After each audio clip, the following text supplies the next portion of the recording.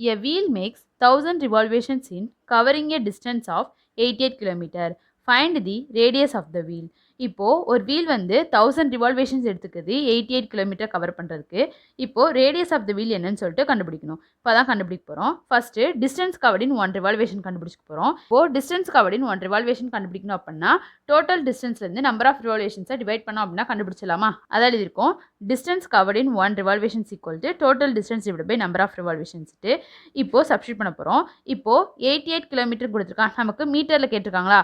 அப்போது 1 kilometre equal to 1000 மீட்டரா? அப்போ 88 kilometre அப்படின்னா 88 இன்ட்டு 1000 மீட்டரா? அதான் எழுதியிருக்கோம். Equal to 88 into 1000 divided by இப்போ நம்பர் ஆஃப் ரிவால்வேஷன்ஸ் எவ்வளோ கொடுத்துருக்கு? 1000 கொடுத்துருக்கா?